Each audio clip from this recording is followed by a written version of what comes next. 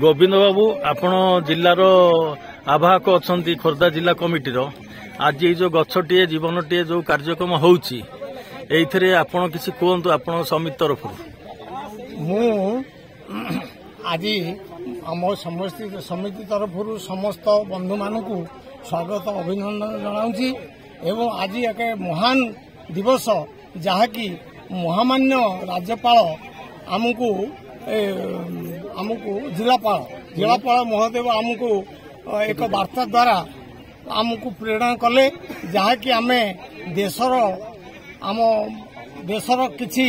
नूतन कार्य करने की आम समस्ते आसु जहाँकि वृक्षरोपण कार्यक्रम आमर संगठन समस्त भाई माने एकत्रित होइछु एवं आमे बहुत गर्वित जे आम देश में यही काम आम करिथिबारु आम संघ तरफ आम हार्दिक संबर्धना समस्त जनावा सहित भारत माता की जय जय।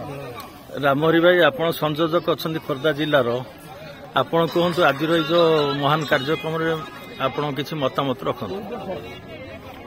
आज सुवर्ण परिवेश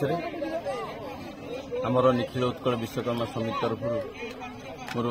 जटणी ब्लॉक एवं खोर्धा डिस्ट्रिक्ट किसी भाई मैंने सहयोग जो वृक्षरोपण कार्यक्रम करा कहीं ना वृक्ष ही जीवन वृक्ष ही जीवन तेणुक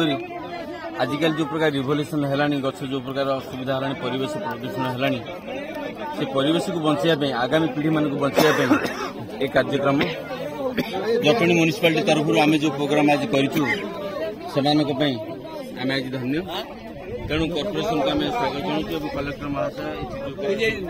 प्रोग्राम अरेंज कर समस्त शुभेच्छा जनाऊँ तेरे आम समस्त गोटे कथा कहवा गोटे लोक गोटे गछ कोटी के कोटी गछ